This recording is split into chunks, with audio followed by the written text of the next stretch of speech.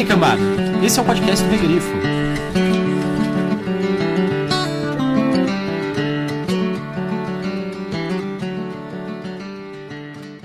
Olhos atrás da cabeça. Só mesmo um pirata teria uma ideia dessas.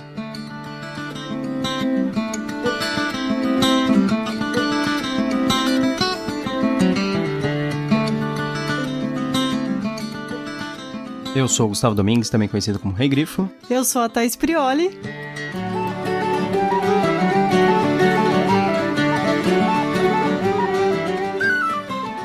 E hoje nós estamos aqui para falar do conto Área Noturna, do Marlon Teske.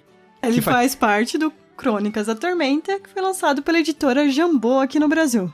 Volume 1, né? Isso. Que a gente já tem 2 volumes atualmente. Ele é o 4º conto que nós vamos fazer podcast sobre, do Crônicas da Tormenta. Então, a gente já chegou na metade? Não, a gente não chegou nem um terço. São 13 contos, então a gente tá quase ali no... 2/5. Não. Ah, é? Então...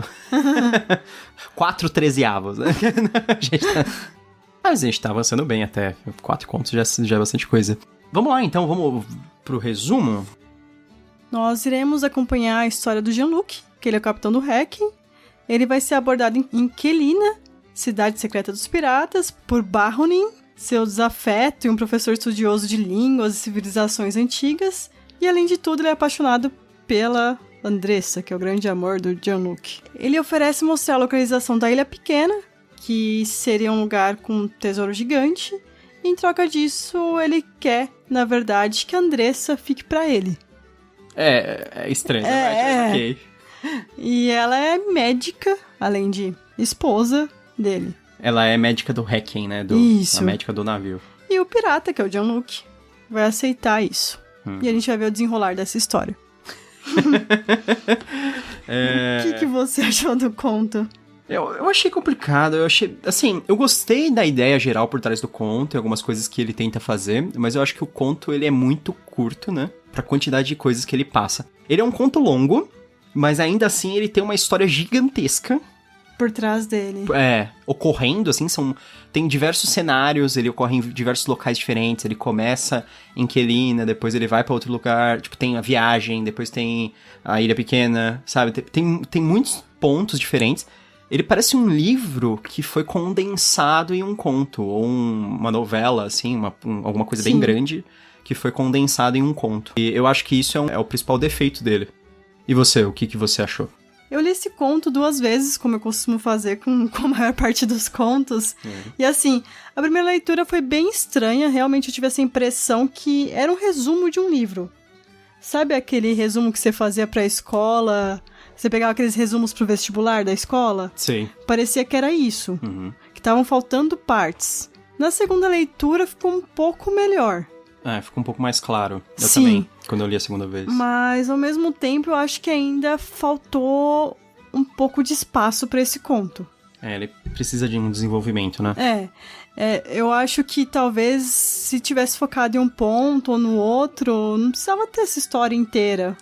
Eu acho que o principal problema aqui é que, assim, a gente tá falando da narrativa longa versus a narrativa curta. Qual é o projeto de uma narrativa longa e qual é o projeto de uma narrativa curta? Uma narrativa longa, ela vai te introduzir um personagem, ela vai te dar um background do seu personagem, ela vai te mostrar a personalidade desse personagem e fazer com que você goste dele, pra que você se envolva na história enquanto ela se desenrola. Esse conto tenta fazer isso. Exatamente. Isso é o problema, porque assim, numa narrativa curta, isso não é o típico. Numa narrativa curta, você tem que contar uma história meio... É só um slice, é só um corte da vida daquela pessoa, por exemplo.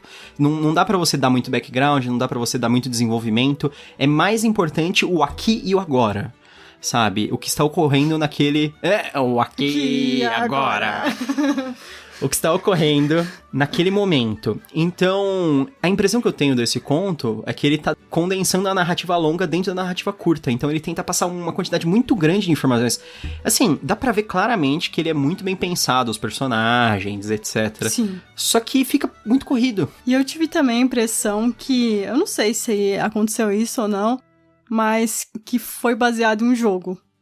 Porque tem muitas frases típicas de jogador ali que não funcionam na vida real. Sei. Você acha não, que é meio... não que não funciona numa vida real, então não meu Deus, o livro não é uma vida real, mas no livro em geral os diálogos são mais reais do que num jogo de RPG. É que isso é um problema também do vida versus narrativa, né? Até as aulas do Brandon Sanderson falam sobre isso, que ele fala assim, personagens de livro não falam da maneira que nós falamos. Nós falamos cheios de pausa, de manias, de coisas estranhas, comendo palavra, essas coisas. Personagem de livro, ele sempre fala de maneira extremamente articulada, a não ser que alguém claramente esteja tentando reproduzir na escrita a maneira de alguém falar. Então, esses personagens, eles falam frases que não parecem tão articuladas. Então, parece que são frases meio improvisadas, assim, sabe? Um negócio típico que você veria dentro de um jogo e que foi registrado. Então, tipo, uma frase de efeito, sabe? O cara fala aquilo no momento certo, assim, sabe? Tava só esperando. Tava só esperando o vilão. Porque, por exemplo, a gente associa a frase de efeito com personagens como o Conan. Porque ele sempre fala alguma coisa. Mas não é que a intenção dele é ser uma frase de efeito, ou ele quer humilhar o personagem. Ele tá fazendo, sabe? É que ele fala consigo mesmo, porque não tem mais ninguém pra ele falar, em geral, sabe? Ele é um cara que, às vezes... E não em primeira pessoa. Eu acho que ele só fala pra ouvir o som da própria voz, em muitos momentos, assim. Seja ele só exclamando o nome do deus, fazendo Crom, ou esse tipo de coisa. Apesar que ele não faz tanto nos contos. Vamos pros spoilers, então. Pros spoilers.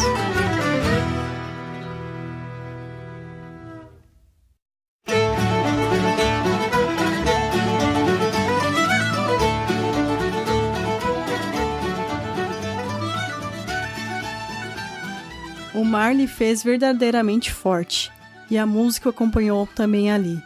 Tocava violino enquanto seus comandados abordavam e pilhavam. O arco do instrumento, uma espada, bebia do sangue daqueles que se colocavam em seu caminho. Conquistou aliados e inimigos, estes em número muito maior, e também conquistou o amor de Andressa, e o ódio do pequeno rato que lhe trouxera até aquele ponto do mar, Baronin von Krieger.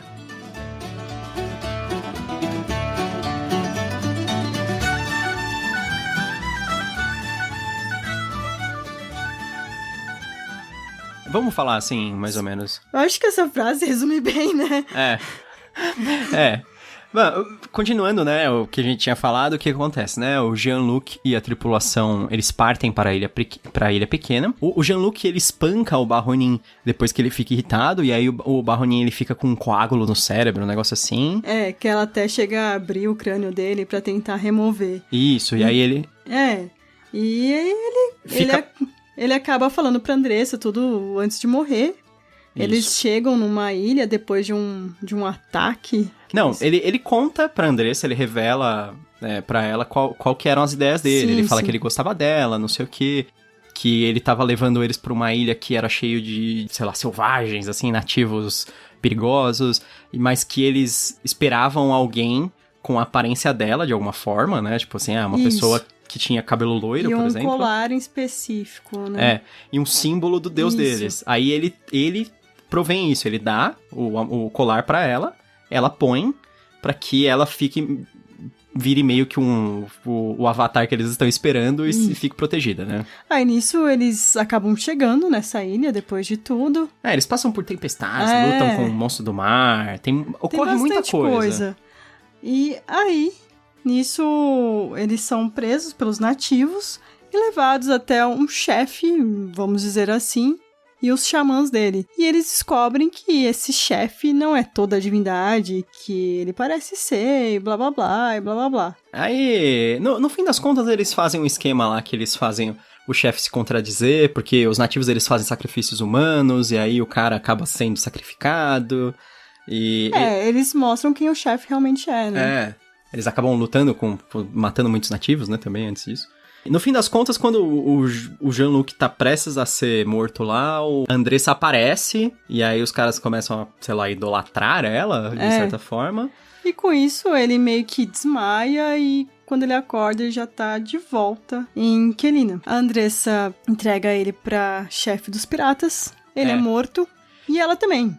Sim, essa é a parte muito estranha. Quelina é a cidade secreta dos piratas e lá existe a Irmandade dos Piratas. E eles têm uma regra de que... Quando eles vão pra algum lugar, eles têm que falar pra onde vão. E eles têm que dividir o tesouro. Sim. Assim, não dividir, mas pagar um... tributo, né? Um tributo. Isso. E aí a chefe, ela mata o Jean-Luc porque ele teria fugido sem dar informações porque ele não pretendia pagar o tributo.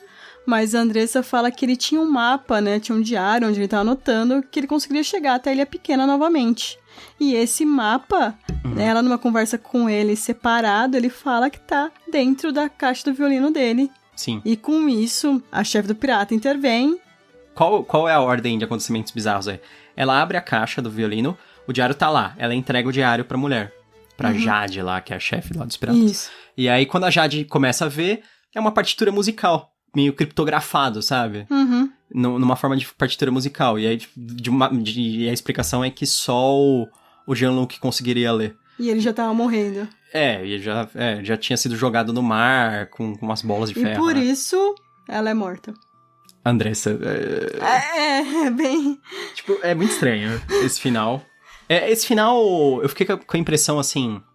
Ele ser morto, ok. Principalmente porque o Jean-Luc é um personagem desagradável. E eu acho que, tipo, faz sentido. Eu acho que poderia ter ficado só com, assim, elas não conseguem traduzir aquilo e elas ficarem putas, por exemplo.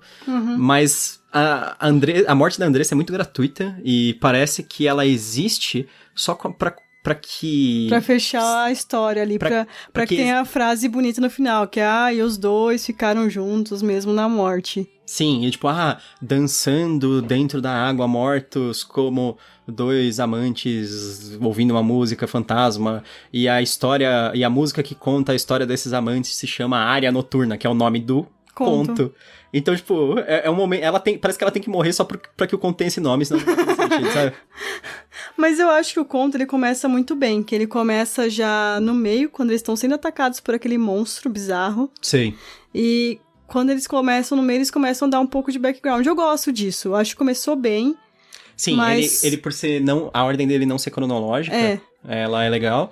Eu gosto da ação do conto, em geral, é muito boa. A escrita em si é boa. Eu Sim. acho que a maneira que foi pensado o conto, que pra mim não deu certo. As coisas que eu acho é que ele devia ser maior, e eu acho a morte da Andressa muito estranha. Sim. O resto, assim, eu acho que eu usa acho muitos que elementos ela tradicionais. É a típica personagem feminina que não deveria estar lá. Como assim? Porque ela não serve pra nada, praticamente. É legal, ela é a médica, mas ela só está ali pra ele falar, é dela quem eu gosto. Tá. Ela que não sei o que lá. E aí, ela no final, não... ela aparecer como avatar, né? É o personagem instrumental. Ele só serve pra ser um instrumento do enredo, né? Pra empurrar o enredo pra frente. Ele não faz parte da história. Ela não só pega... Ela tem fala depois da metade do conto só, e ela é, tipo, uma personagem integral do conto desde o início. Assim, tipo, desde o comecinho, desde que o Barronin aparece e fala que ele tá lá por causa dela, ela é estabelecida como uma personagem importante, central, só que ela não tem interação nenhuma no começo, assim, só depois do Barronin morrer, assim, que ela... Acho que ela conversa com o Jean-Luc pela primeira vez, sabe? Na verdade, ela tá cuidando dele, né? Ele faz alguma pergunta lá pra ela e ele te disse alguma coisa, um negócio assim, ela, não, nada, sabe? Tipo assim, o que ele tinha dito. Eu acho que é só nesse momento, realmente, que é a primeira frase dela, então... parece que ela não faz parte da história até o final, assim, de repente, que ela salva o Jean-Luc, né? Porque eles tinham um teleporte de um lado só que vai pra vários lugares do mundo, dentro daquela ilha, que é, tipo, muito, muito providencial, É extremamente providencial que existam os moats, né? Que são uns poços que são pontos de teleporte para vários locais do mundo. E aí eles pegam o moat que vai direto pra Quelina, que é a cidade deles. Eles fazem o fast travel do videogame, né? Eles fazem o fast travel. Ela levando o Jean-Luc. E aí, depois que o Jean-Luc acorda, ele fala, o que aconteceu? Que ele não sabe. Aí ela faz uma exposição gigante, ela conta toda a backstory do que falta, sabe? Do nada ela começa a falar, lembra aquele chefe lá? Na verdade, provavelmente ele era um pirata que ficou preso lá, ou filho de pirata, por isso que ele falava a nossa língua. E blá blá blá. E ele usava pólvora e os nativos acreditavam que era magia. E ela começa a fazer uma exposição, assim, não importa, sabe? Se você não entendeu até agora, não precisa entender mais. Esse negócio de, tipo, fazer a exposição, assim, eu entendi que ele tinha um arcabuz que ele usava e os caras ficavam impressionados. Antes disso lá, ela chegar e ficar revelando isso, parece que o leitor é idiota, assim, e não pegou. Ó, pra você que é burrinho, eu vou explicar de novo o que aconteceu, sabe? Porque eu já dei dicas mas eu vou fazer um personagem articular isso, assim, de forma definitiva, sabe? Aí eu acho uma exposição, assim, completamente desnecessária. O final fica muito estranho. Apesar de eu gostar do fato do Jean-Luc morrer, porque, novamente, ele é um personagem desagradável. Eu não acho ele um personagem ruim. Eu só acho que ele é o tipo de personagem que realmente eu queria que morresse. Ele é um bom personagem, só que eu queria que ele morresse, entendeu? Sim. Eu gosto, aliás, da backstory dele, eu acho muito boa. Da história dos pais. Os pais terem a ver com música, tipo, o pai dele fabricava instrumento, né? Era tipo luthier, a mãe dele Ela tocava, né? Tocava, faz sentido, né? Duas pessoas assim se conhecerem e terem filho. E aí ele unia essas coisas, assim, tipo, da música, e ele vem de um lugar que chama Tolon, que eu não sei se... acho que você não deve saber disso. Tolon é uma nação, né, que tem em Arthur, no mundo do Tormenta, que ela é conhecida por umas árvores, pela floresta de Tolon, que tem umas árvores que produzem a madeira de Tolon, que é, tipo, uma qualidade absurda lá, muito boa. Tanto que falam que ele conhece muito bem a madeira, né? Isso. Aliás, tipo, uma das coisas que Tolon mais produz são lenhadores, além da madeira, né? Eles têm barba. Exatamente. Eles são meio que hipster. Eu nunca vou esquecer que tinha uma frase no manual do 3DT que é: os lenhadores fazem feitos tão incríveis com seus machados como derrubar árvores ou cortar queijo. Ou pode ser trivial como cortar queijo, uma coisa assim. É bem engraçado, é o lenhador de Tolon. Eu achava legal essa classezinha que tinha. E Kelina fica onde? Kelina... Não, onde não dá pra eu falar porque a gente tá no mapa, né? Mas Kelina é uma cidade pirata que ela é meio que escondida. Ela é meio que ninguém... Só as pessoas que sabem como chegar conseguem chegar nela. Entendi. Pra a Irmandade Pirata não ser caçada pelos reinos, né? Pelo reinado. E tem toda uma backstory de Kelina, é legal, assim. Também é uma cidade que eu acho bem legal. Kelina é muito reminiscente pra mim de Libertália ou aquela... Nassau, que são cidades piratas. Libertália é a cidade lendária, Nassau, cidade real. Cidades piratas que são democracias piratas, né? Os piratas criavam esses locais e eles tinham meio que uma democracia. E eles recolhiam imposto, eles votavam. É bem engraçado que o sistema pirata é extremamente democrático. Kelina tem isso, eu acho legal. A ilha, os selvagens, etc. Aquele negócio de sacrifício, eu acho bem, assim, uma história pulp. Só que, assim, é legal, assim, dá eu não essa acho ideia ruim. mesmo. É. Eu acho até bastante interessante isso. Sim. Porque... Não foi mal utilizado, assim, não foi muito... Porque relembra um pouco as nossas antigas civilizações também, quando os europeus chegaram na América, né? Na verdade, eu achei muito a cara daquele negócio, o primeiro contato com os astecas. Sim. Principalmente aquele negócio, assim, quem já viu as histórias do contato de Cortés, que era o comandante espanhol com os astecas achavam que Cortés era um tipo de deus.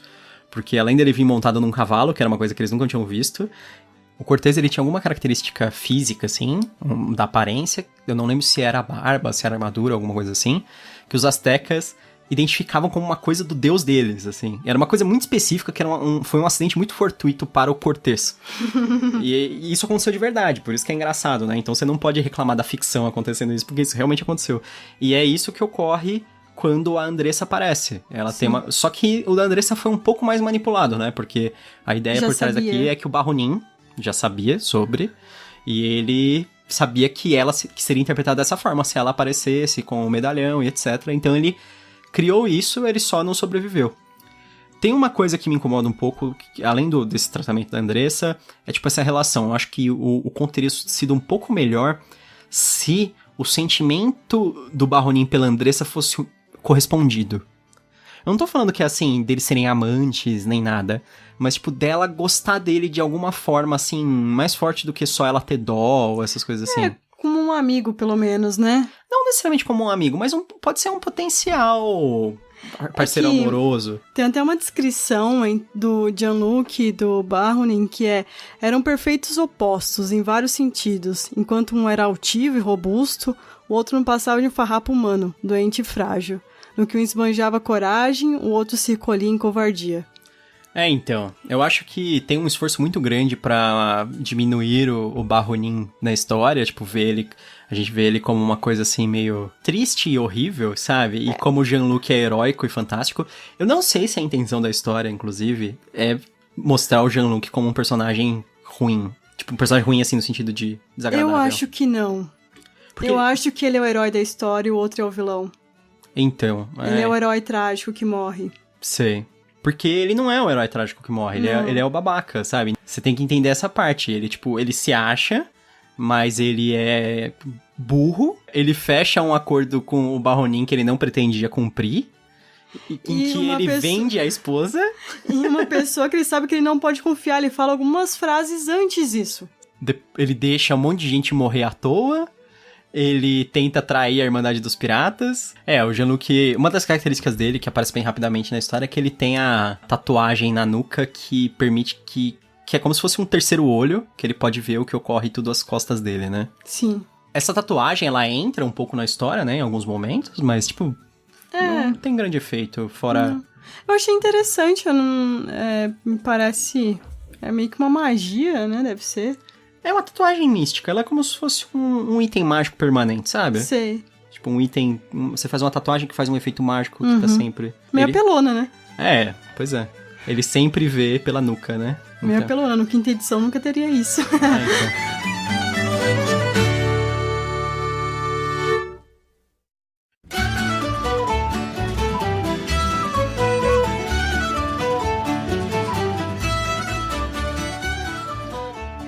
E você recomenda a leitura desse conto? Recomendo, com certeza. Eu acho que ele é um conto legal, tem alguns defeitos, assim, inclusive bem evidentes, mas no geral eu me diverti, né? Eu gostei da construção da história, da narrativa, da ação. Os principais problemas são com os personagens e a duração, sabe? Mas eu acho que isso não causa um detrimento total, assim, ao conto. Eu acho que com certeza vale a pena. Se você curte histórias de pirata, se você quer ver uma história de pirata em Arton, que é uma coisa assim um pouco rara, que Arton tem muito mais aquela cara medieval mesmo, de cavaleiros e orcs e tal, acho que é um conto bem representativo até. Então, eu recomendo. Se você gosta realmente de Tormenta, se você gosta do universo, se você gosta de histórias de pirata, que são um negócio bem raro até de você ver na fantasia, vale a pena. E você? Você recomenda? E pra quem você recomenda? Recomendo, acho que principalmente pra quem gosta de Tormenta, pra quem não gosta também, pra quem quer explorar mais sobre a história do mundo, é um bom conto. Você vai descobrir um pouco sobre os piratas. Sobre a cidade secreta dos piratas. Então eu recomendo. Sim. Essas partes são muito legais, inclusive, eu até fiquei mais assim, quando ele fala do Roger Dançante, que é a taverna que tem na cidade dos piratas, dessas coisas, eu fiquei pensando que ele podia ter explorado mais, assim, a cidade em si. Ia ser interessante um conto na Cidade dos Piratas também. Então. Que é tipo aquele lugar assim meio perigoso, mas ao mesmo tempo... que é divertido. É isso, exatamente. É uma cidade bem caótica, assim, eu imagino. Mas é legal, mas eu gostei, eu aproveitei. Eu li 2 vezes, né, o conto, e não foi nada incômodo. Na verdade, quando você reclama que um conto é curto, em geral é porque você gostou, né? Então, tipo, eu gostei da quantidade das informações que tem, mas eu acho que elas tinham que ser distribuídas em uma história um pouco maior. E tem algumas alterações que eu faria ali dos personagens, ok. Mas eu acho que, fora isso, é um bom conjunto. Sim, com certeza. O nosso próximo episódio vai ser sobre o livro O Conto da Aya. Um livro bem leve, nada polêmico, que com certeza você não consegue traçar nenhum paralelo entre ele e a realidade. É muito difícil. Sim. Conto da Aya, escrito pela Margaret Atwood, a nossa querida escritora canadense. Que não escreve ficção científica, segundo ela. Não, ficções científicas são polvos no espaço. Ela escreve uma elaboração do que poderia realmente acontecer. Porque ficção científica não faz isso. Então. Exatamente. Essa é a piada. Então. Isso é o que a gente reclama em todos os livros. Tá. Então, não deixe de ouvir o próximo, que vai ser o Conto da Aya, vai ser bem divertido. E espero que você tenha gostado desse. Até mais, tchau, tchau. Até a próxima. E bem-vindo ao Canavial.